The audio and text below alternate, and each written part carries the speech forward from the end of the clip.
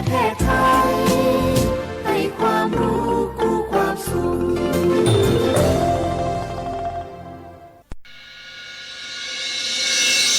สถานีวิทยุกระจายเสียงแห่งประเทศไทยจังหวัดเชียงใหม่ AM 1476 กิโลเฮิรตซ์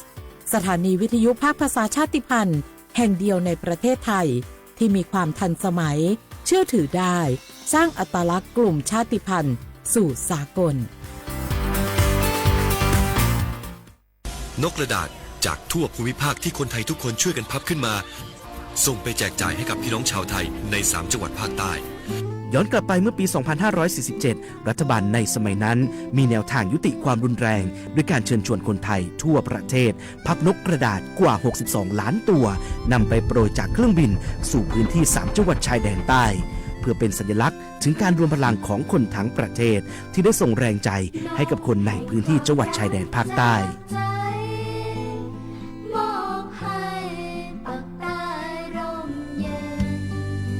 นกกระดาษกว่า 62 ล้านตัวที่โปรยมาจากฟากฟ้าในวันนั้นได้นำมาก่อสร้างเป็นอนุสาวรีย์นกสันติภาพที่ชาวจังหวัดนราธิวาสเรียกกันว่าวงเวียนนก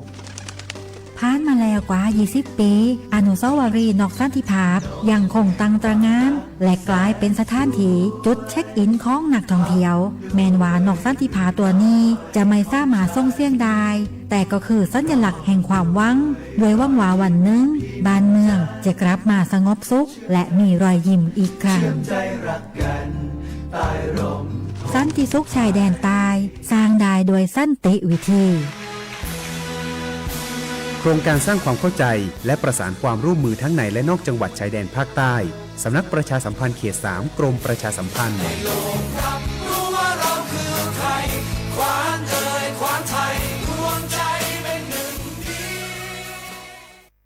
นี่รู้กันไหมสิทธิบัตรทองหรือบัตร30 บาทเป็นสิทธิหลักประกันสุขภาพตามกฎหมายที่ช่วยคุ้มครองคนไทยทุกคนให้เข้าถึงบริการสุขภาพที่จำเป็นโดยไม่ต้องเสียค่าใช้จ่ายเลยนะครอบคลุมทั้งการรักษาพยาบาลการป้องกันโรคการฟื้นฟูสมรรถภาพทางการแพทย์เรียกว่าช่วยให้คนไทยอุ่นใจกันเลยทีเดียวสอบถามเพิ่มเติมสายด่วนสปสช1330ทุกครั้งที่ใช้สิทธิบัตรทองหรือบัตร30 บาทอย่าลืมพกบัตรประชาชนเพื่อยืนยันการใช้สิทธิไม่ว่าจะไปรักษารับบริการป้องกันโรคหรือบริการอื่นๆสำหรับเด็กเล็กที่ยังไม่มีบัตรประชาชนใช้ใบเกิดแสดงคู่กับบัตรประชาชนของผู้ปกครองง่ายสะดวกรักษาได้ทันทีสอบถามเพิ่มเติมได้ที่สายด่วนสปสช1330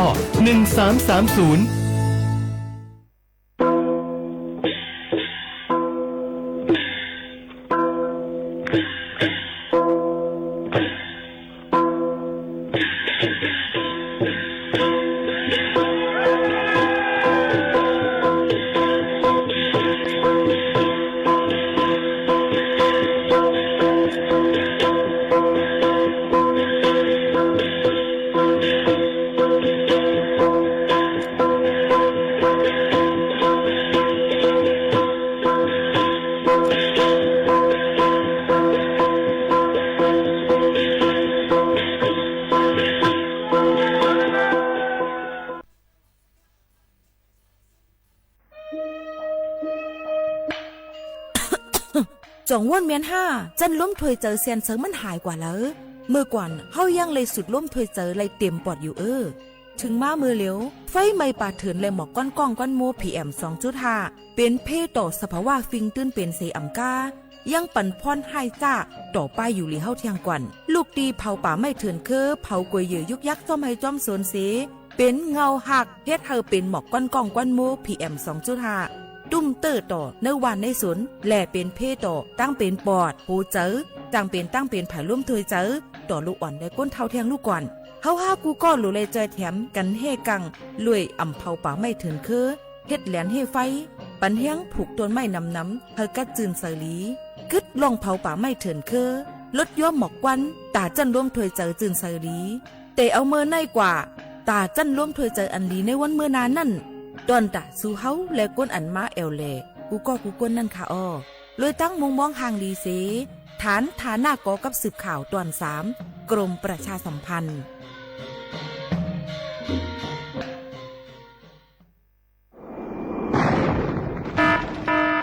เจดอนเก็กใหม่ย้อนตั้งโฮมมือกูฝ่ายเงื่องแวลองเผาป่าไม่เถื่อนคือไห่สวนตอนตาที่ลดย้อมหมอกก้อนกล้องในจันล้มจอมหนังคอปืนเผาไว้หนังฮือเตกุ้มทิ้งลองเผาในหลายๆพื้นตีรวยอ่ำปันเผาสังเสอิดตาที่เฮ็ดเฮาจันล้มอ่ำมิกหมอกก้อนกล้องก้อนโม PM 2.5 เตเอาเนื้อวันที่1เดือน1 2หิงหาปากปลาย68ต่อถึงวันที่15เดือน5 2หิงหาปากปลาย68สั่งว่าหลูไล่เผาในจึงเตไล่ลงเส้นหมายย้อนขว้างดีแอปพลิเคชันไฟล์ดีเลยอยู่ค่ะสั่งป่นเป็นเดญ่าตามตบคอกแลไม่ตามเงินอ่ำป่น2หิงหาปากวัดอ่ำนั้นตั้ง2อันเก้งใหม่ปันเฮียงดาได้ใจเทคโนโลยีดาได้เพียวกวยอยู่ยุกยักได้ไม่ดอกในไฮในสวนหนังหือลองเผาป่าไม่เตลดย้อมและเฮ็ดให้สภาวะฟิงตื้นเป็นจึงสลีดากยินยาวข้าวหึงสั่งทั่วพันลองเผาในปืนตีหามเผาอ่ำนั้นทั่วพันคนเฮ็ดพิษกับสืบเติงลาดกว่าได้ดี0531128808อ่ำนั้น191ไหล24โจมองค่ะ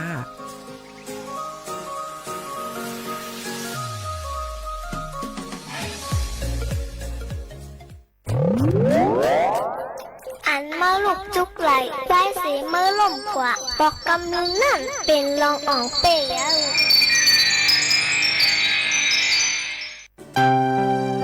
ตาดีไหลตังออกปีหนึ่งอันไหน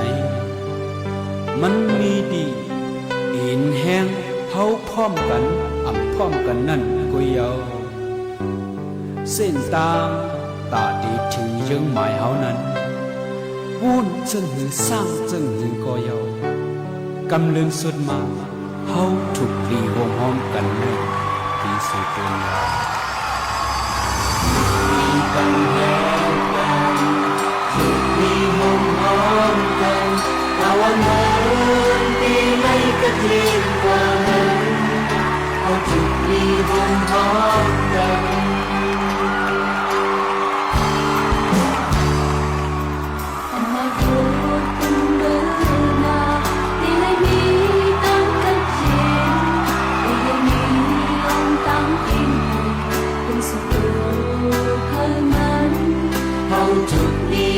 แห้งกันออกสิ่งเลวปิดแห้งกันทุกมีปัญแห้งกันทุกมีวงห้องกัน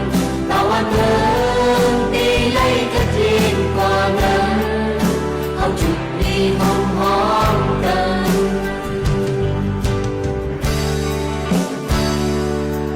สุดในเฮากะเคยเป็นตาคนต่างเด็กเก่งสั่งสู่เฮา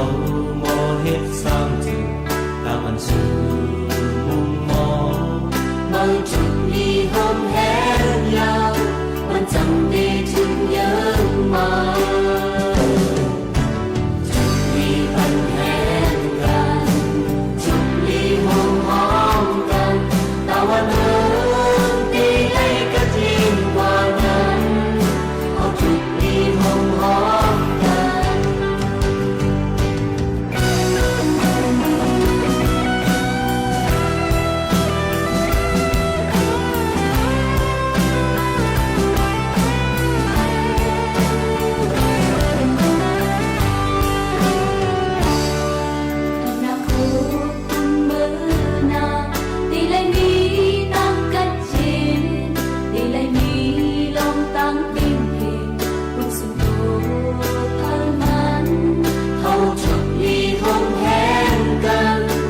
สิ่งเลวเป็นแห้งกันทุกมีปัญแห้งกันทุกมีหอมหอมกันตะวันเดินตีไล่กระทิงกว่านั้นเอาทุกมีหอมหอมกันเอาตัวเอาแห้งใจปันเห็นแห้งคนเจ้าคือเฮาสู่มันก็ปีแห้งกันแทนเจอเหมือน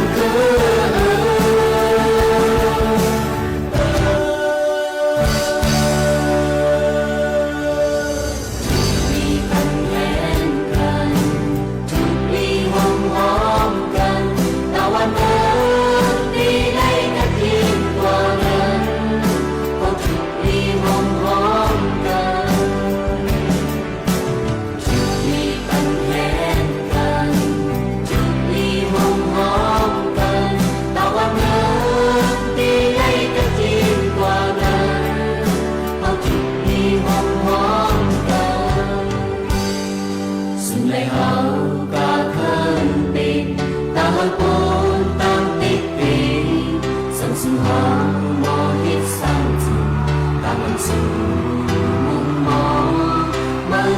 มีคงแห้งเยา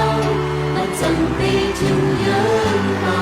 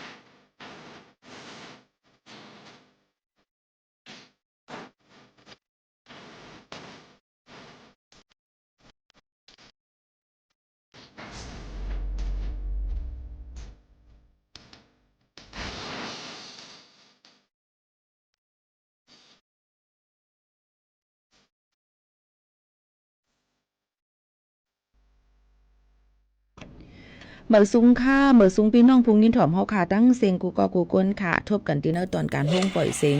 สวทเก้งใหม่ AM 1476กิโลเฮิรตซ์ค่ะปืนปล่อยเสียงกูวันๆพอถึงมาเข้าย่ำ10 โมงถึง 11 โมงกลางเนอกลางค่ำอยู่จอมขาวหมูขาวโนนสุภาวันเชื้อสารวินเป็นอุ้ยก็อุ้ยเซบ่แม่ปีๆน้องๆเฮาเขาค่ะตอนด่านในวันเมื่อในก็ถึงมาในวันอังคารที่1เดือนธันวาคม2แห่งปลาย25ปีพุทธศักราช2แห่ง5ปากปลาย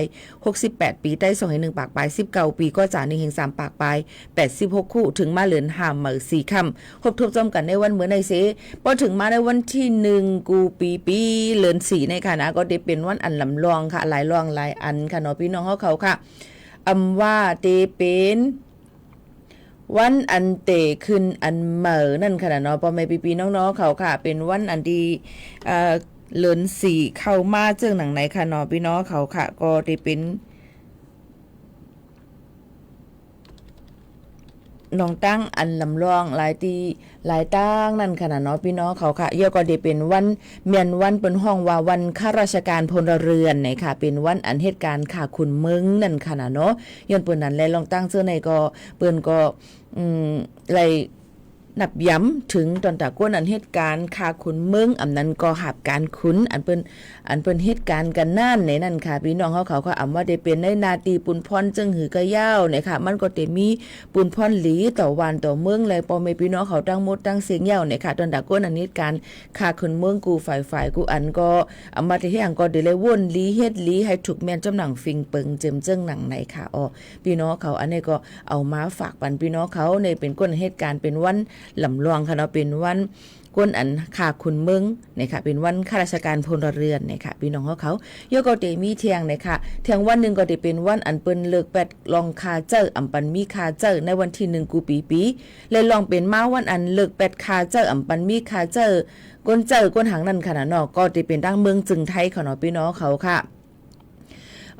เจอได้ว่าเป็นวันอันโลไรเป็ดเลยเรียนกันจำหนังจึงเมืองต่างอันวันว่าก็นั่นขนาดนั้นก็ปนอะไรมันนั่งมีลองลำลองตอนหนาก้นไทยก็ได้เป็นวันอันเป็นปันมีคาเจอร์ในนั่นค่ะก็ได้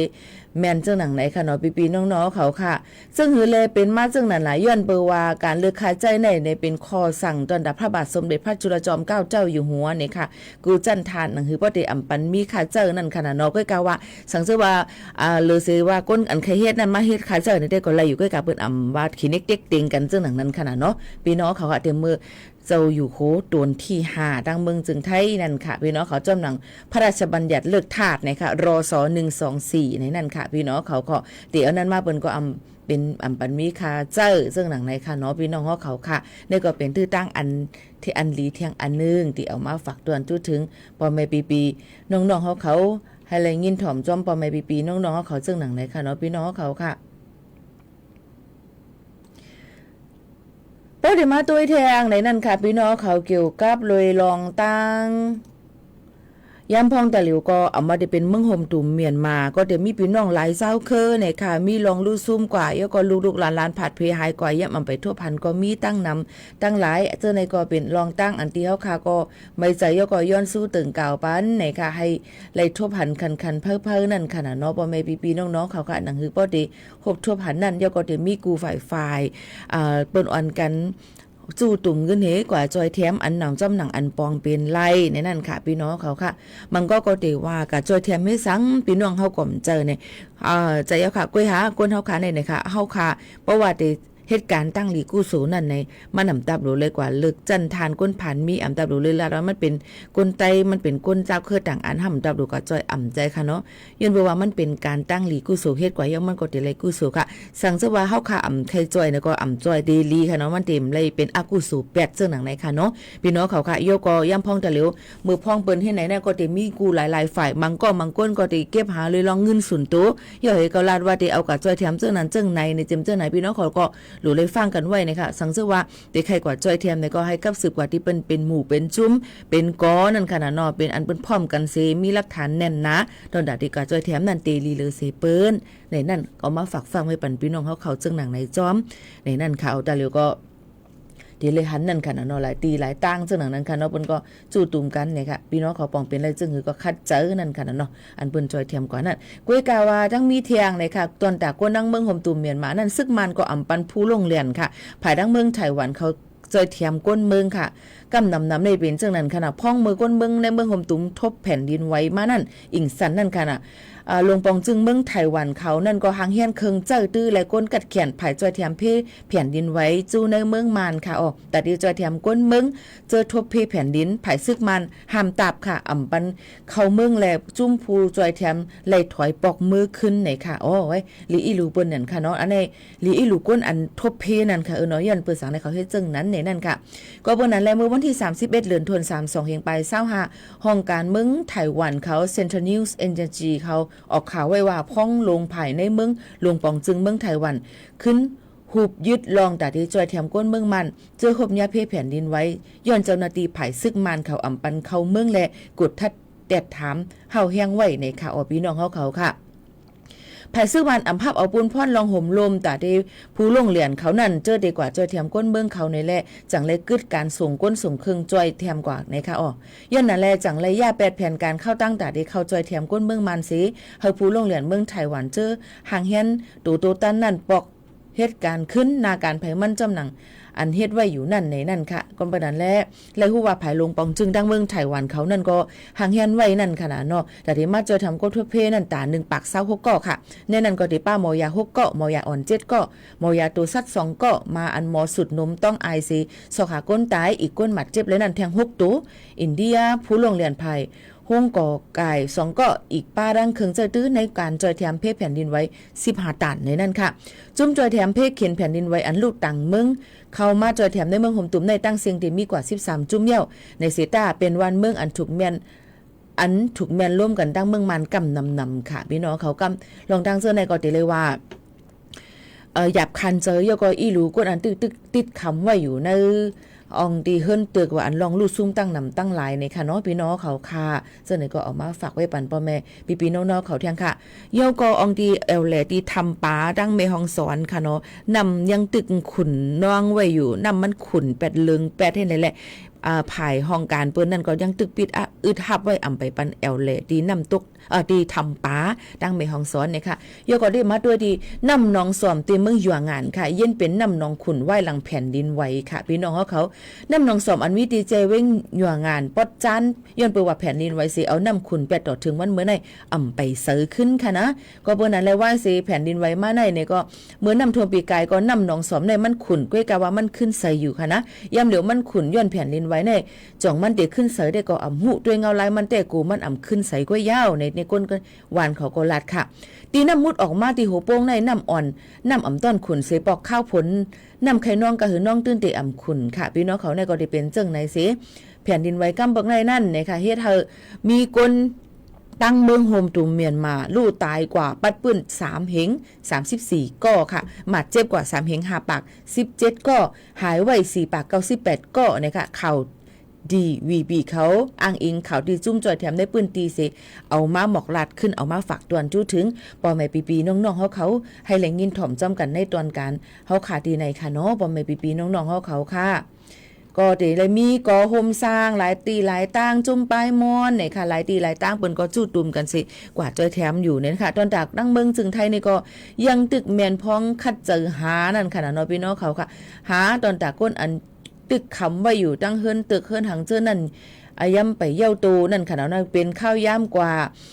92โจมองเย้าค่ะพี่น้องเขาเป็นข้าวย่ำกว่า92โจมองเย้าเนี่ยก็มันเฮ็ดเธอข้าวยามมือ10 มองไหนค่ะมือ10 มองมือไกลในก้วยไหนค่ะแล้วเปิ้นก็ให้งานมาไว้ว่าเนี่ยค่ะที่กู้ภัยที่เปิ้นจอยแถมนั่นเนี่ยก็เปิ้นลาดไว้ว่าเนี่ยค่ะพี่น้องเขาค่ะลู่หายตายกว่าเย้าเสียงกำสุดมูลกว่าเย้าค่ะเนาะเสียงกำสุดมูลกว่าเย้า13ก็หมัดเจ็บเก่าก็ยังตึกมีแทง74อาศักสายจะในนั่นค่ะตียังตึกไปลองตั้งจอยแถมกว่าอำฮู้ว่าจะเป็นเสื่องหือกวยกาว่าป้อเป็น72โจมองนั่นในก้นอันฮบทบเพนั่นก็ยังเตมีลมถอยเจอและมีเอ็นเฮียงตาตีถอยเจออะไรอยู่นั่นค่ะเนาะกวยกาตาเหลียวในเข้ามาในข่าวยามหึงกว่าเย้า92โจมองเย้าเตเป็นหือเตรีบหือในนั่นก็ยังมุงมองสุต้องให้เลยทบหันอามาได้เป็นโตตายอามาได้เป็นอามาดเจ็บไว้หือจังหนังไหนค่ะเนาะให้เลยทบหันเตลีหรือเซเปิ้นเนี่ยค่ะยังตึกกึดอยู่แทง74ก็นั่นขนาดเนาะย่ำไปหันก็ยังตึกอันเปิ้นมุงมองตั้งจอยแถมอยู่อามาได้เป็นกู้ไฟอามาได้เป็นรองเครื่องจักร IT หุ่นยนต์ ไอรอนด็อกนะคะมาได้เป็นลองตัวสัตว์อันเป็นหมานั่นค่ะนะเนาะดีหลายๆจึงเมืองเปิ้นก็มาสุดเอานมเอาซอกจ้อมหาก้นอันมีในดีตึกก่นตั้งนั่นนะคะยก็ได้มีก้นอันกัดแขนโรงเรียนกูฝ่ายกูซึ่งมึงเปิ้นก็เข้าเหตุการณ์กูข้าวยามนังเฮ็ดเข่งจอมข้าวยามนั่นเนาะค่ะหนังหือปอติเลยทั่วพันนะคะก้นอันตกค้างไว้อยู่นั่นนะคะเนาะอันนี้ก็เฮาค่ะกูก้นก็ย้อนสู้ต้องปันให้เลยทั่วพันขันเพ้อเอามาได้เป็นจึงหือก็เย้านะคะก็ติเลยเฮ็ดจอมหนังฟิงเปิงมันกว่านะคะก่อนปูว่าเพศสภาวะนี่มันนำฮู้เลยว่าได้เกิดขึ้นมาเมื่อเหลอข้าวยามเหลอซึ่งหนังนะคะเฮาหาพี่น้องก็รู้เลยฟังกันไว้มื้อพ้องถึงมีอาศักลมถอยใจอยู่นั่นเนี่ยก็ให้หมออยู่หมอกินกว่าให้หมอฟังเนี่ยก็หรือเลยมีลอกไล่ตอนตาเตเฮเพ่ลงแผ่นดินไว้5เจ็มเจ้าไหนก็มาอีหมวกขาวนุ่นก็ตีเอามาตัวไต่แค่นี้ฝากปันปอแม่ปีน้องๆเขาค่ะเนาะพี่น้องเขาค่ะยังพองแต่เหลวนั่นอ่อนกันหรือเจอถ่อมด้วยเพียงความหวานหูถูกเจอกันก่อนเนี่ยค่ะหรือใจกันจูแก็บกำก่อนค่ะเนาะพี่น้องเขาค่ะส่งขึ้นมาอุบโอจอมกันเทียงกำหนึ่งในนั่นค่ะ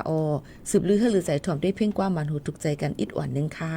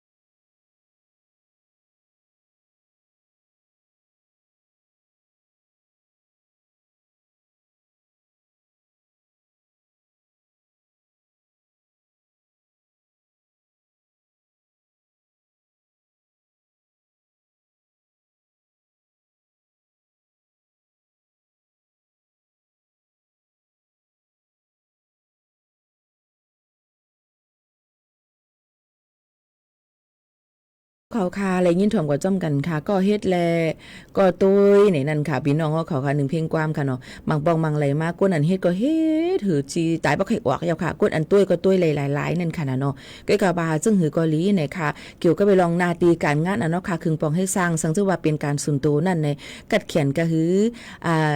ไก่กาหือก็จะเป็นพ่อนลีตอนดัดดูเซาเก่ากันนั่นค่ะก้อยกับเพราะเหตุการณ์ตั้งส่วนโฮมกันตั้งนำการก้นตั้งนำนั่นในจึงหรือเลยจอยกันในค่ะเนาะปีหู้2น้องหู้1ในนั่นค่ะตอนดัดดีจอยเทียมกันอย่าไปวนว่ามันเขียนหรือเก่าเขียนหรือมันเก่าข้านเฮ็ดมันเฮ็ดเนี่ยมันอำถูกดีเลยเป็นมันก็ไปเยี่ยวให้ปอขานาการนั่นค่ะเนาะยืนเพิ่นนั้นแล้วเฮาขาดถูกดีเลยว่าเป็นการก้นตั้งนำหรือเลยจอยเทียมกันปีหู้2น้องหู้1จอยกันครึ่งป้องในก็นาการก็ติขึ้นใหญ่เฮืองกว่าจึงหนังไหนค่ะเนาะเยี่ยวก็เทียงอันนึงในค่ะกูลองกูอันนั้นก้นอันเหตุการณ์ทีมเวิร์กอำนั้นเนาะก้นอันเหตุการณ์ในหมู่ในจุ่มจะในกำนำในมันขึ้นเดมีลองผิดกันลองอำถูกเจอกันนะเฮาอำเก็กเขาก็นั่นเฮาอำเจกเขาจังไหนในกูติตึงเดี๋ยวเลยมีหยุ่มยำว่าจังนั้นในค่ะเนาะก็เปิ้นนั่นแหละเฮาก็รู้เลยมออยู่มอกินกว่านั่นคือบ่ได้ตุ้มเตอเผานั่นในค่ะเนาะยกก็เหตุการณ์จำหลังหน้าการเฮาค่ะมีมันอย่างอีหมู่ข่าวโน้นค่ะเนี่ยจ่องมีก้นหักห่าเนี่ยมีจ่องมีก้นจังห่ามีว่ามียังเปิ้นนั่นแหละก้นสงเกียร์เขาก็มีก้นอ่ำสงเกียร์เขาขาก็มีก้นอ่ำไป10ไปเตียงเขาขามันก็มีอยู่นั่นขนาดนั้นก็เพราะนั้นปอค่ะเฮ็ดนาการก็บ่เป็นนาการที่การเฮ็ดการให้เยาๆบ่มื้อเฮือนเนี่ยไปเอามื้อดีเฮือนเอาค่ะนะปล่อยแปดก่อนให้นั่นก่อนเฮ็ดจังหนังในค่ะเนาะอย่าไปเอากับคนเข้าล้อกันจังหนังในค่ะเนาะมันก็ดีอยู่ง่ายลมเจอในนั่นค่ะก้อยกาอย่าไปกวาดความก้นก็ไหลก้อนนึงเสอันก้อนนั่นก็ลาดว่าเฮาเหมือนหนังกลางเจิงมันอ่ำเกียร์เข้านั่นลาดสอดซื้อในก้นดังก็อ่ำเกียร์ป้าเฮาจังได๋อย่าไปกว่ายุ่มความผายเลียวค่ะเหมือนหนังความกับฉุกเปิ้นลาดด้วยว่า10ปากว่าอำตันตาหันนะคะตาหันอำไปตานตัวทบในนั่นค่ะพี่น้องเขารู้เลยฮู้ไว้ค่ะเนาะก็บ่นั้นแหละมันตื่นเตมีค่ะเฮาอำเกียกก็นั่นสุก็ตื่นเตอำได้เกียกจำเฮาบ่สุกว่าจำเขาในห่ำกว่าจอมเนี่ยเดี๋ยวจะเป็นจังนั้นก็ตื่นเตมีนะคะพี่หมอเขาโน่นนั้นญาตาสีนะคะเนาะเฮ็ดแต่ก็เสกันในผัดเพกันกว่าจังไหนก็มีค่ะย้อนก้นก็เหลวไว้ค่ะนะย้อนเพิ่นนั้นอันไหนลีกูเจอก้นแน่นเนาะยาก็ก้นอันฮักเฮานั่นก็ตื่นเตมาหมอกลัดมันเฮาอันนี้อำลีนะอันนี้ปีหลูเฮ็ดจังนั้นนะเนี่ยมันก็เตมีมาจังไหนก็ยินจมขอบใจค่ะอันที่ผ่านเขามาในจัดปานเฮาค่ะว่าลี5อำลี5เจ้าในเฮาก็ได้ห้องฮับเอาซิอันไรลีก็เอาอันไรเมาก็ทัดทอง8กว่าซึ่งหนังไหนมันตื่นเตลีพี่น้องเขาก็เหมือนกันค่ะกำนำน้ำน้องก็ได้ว่าข่าวเงาอันเอามาลัดในอำคึดตั้นลาที่คิดจังหือล่ะบางอันป้ออำไปมีเราหักศักดิ์ศรีหลักฐานยืนยันนั้นอำจังลาดปันคารุโนเดจังให้จังหือค่ะล่ะก็กะได้เลยเปิ้เฮามีหลักฐานยืนยันให้จังให้มาหมอกลาดนั่นค่ะค่ะผมจุ่มฮับตอนกูก็ค่ะนะเฮาค่ะมาตุ้ยค่ะพี่น้องเขาเมื่อกี้อีหมู่ข่าวโน้นลาดว่าป้อเป็นเพอิงสันอำนั้นก็เพียนลินไว้ในอิงเนอดีเฮือนอันเจ้าเก่าอยู่เศร้านั่นถูกลีเหตุการณ์ห่างเฮียนไว้เสียพึกไว้กำพองอยู่ก็เหมือนหนังห้องเศร้าอันสูงนั่นในค่ะพี่น้องเขาค่ะอันเอาหมักอุดเฮ็ดไว้นั่นในค่ะเนาะเยาก็กวนเฮือนเสาเตี่ยมอันเอาหมักอุดเฮ็ดไว้เฮือนเอาไม่เฮ็ดไว้เจ้าในค่ะเนาะสั่งว่าย้อนแผ่นดินไว้ไผผ้าหมดกว่าในจึงจังคำไว้ในเครื่องจักรเครื่องเจ้าในค่ะห้องเศร้าอันสูงเจ้านั่นในเงาลายเจ้าในก็เขาค่ะก็ถูกลีไลฟังกันไว้นั่นค่ะเนาะเยาก็ออกมาตีตั้งนอกให้เจอหนังในค่ะอยู่เศร้าถังไว้ตีในเฮือนเนี่ยค่ะยกกว่าอยู่ไว้เตออันตีมีรองแก่นแข็งแน่นหนาตอนตาได้ห้องหับหูเฮาห้าตุ่มเตอเฮาให้เฮียงนั่นเนี่ยค่ะเจ้าหนังในค่ะพี่น้องเขาค่ะก็เปิ้นนั้นค่ะเนาะลองตั้งเจ้าในก็รู้เลยฟังกันไว้เนี่ยค่ะสังเจว่าอยู่ที่เฮือนตึกสูงนั่นในที่เลยออกมาตั้งโคตั้งเส้นตั้งโคไหลอันปลาย8เพนั่นขนาดนั้นคือว่าตีรถเพลงมาขันเพ้อเนี่ยนั่นค่ะพี่น้องเขาค่ะสังว่ามีมือขี่รถขี่การเจ้านั้นก็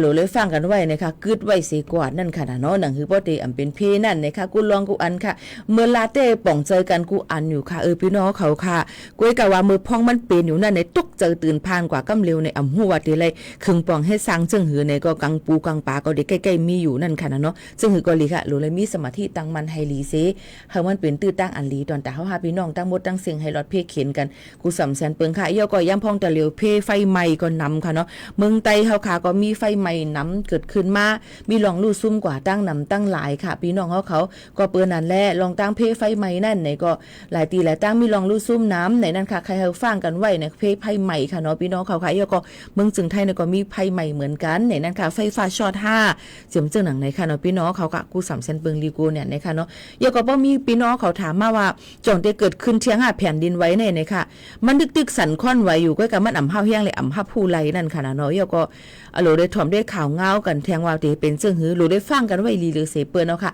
มือพ้องหนังลินเมืองมันแตกอางกว่าค่ายตีกว่าเจ้าหนังในมันติเฮ็ดเฮาลองดูซุ่มก็ติมีน้ำยอก็กูลองกูอันก็ติจังเปลี่ยนไปหลากหลายกว่าอยู่ในค่ะก็ฝากไว้ปันพี่น้องเขาเจ้าหนังในค่ะเนาะสืบลือให้ลือใจถ่อมด้วยเพียงความหวานหูถูกใจกันเที่ยงนึงหูก่อนค่ะ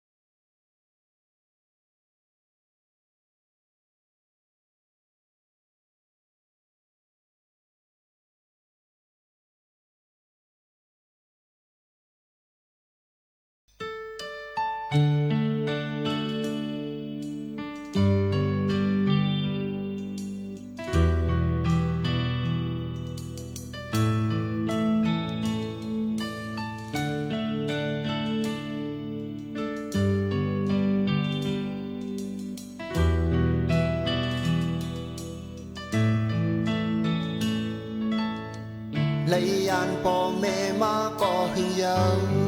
dám liêu tự thừng hành men khuyên hơn phải làm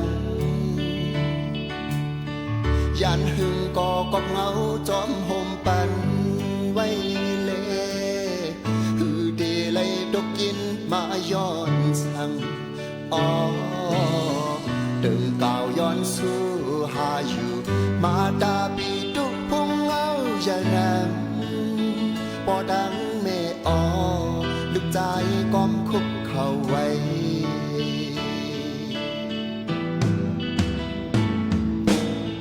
การนำบุญพรมีไว้อยู่เลยยามเร็วเจอถึงหันแม่นเคลื่อนเฮินอยู่ก่อนดีดื้อดันเมื่อเฮินเป็นในเสียวนเธอเผาดีบุดแดนจองต่างเยอะมายการลึกหิมไฟ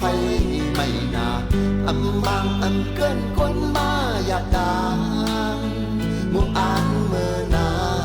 บุญพรกึกจับตัวไว้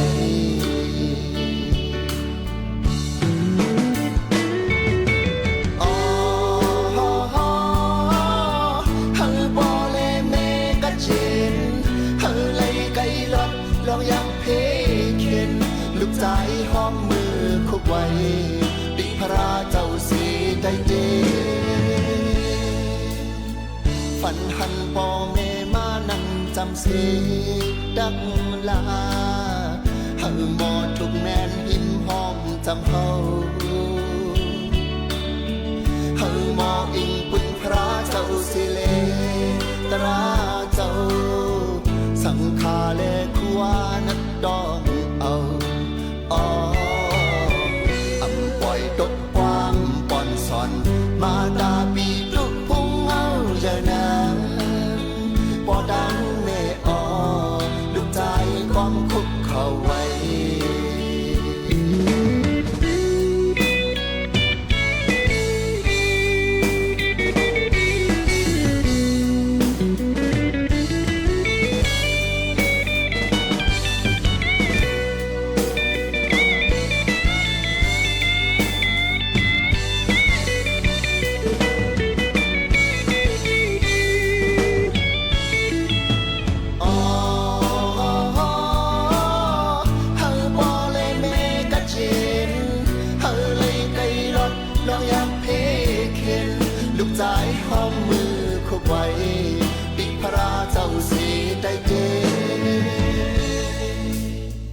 ฝันหันป่อแม่มานั่งจำเสีย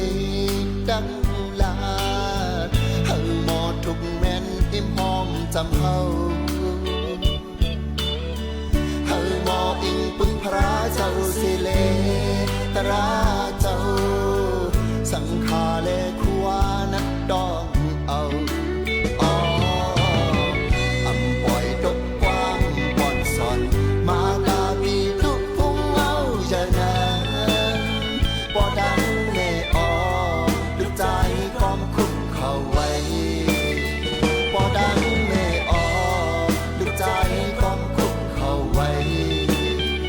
ปอดังแม่ออลึกใจก็คุกเข่าไว้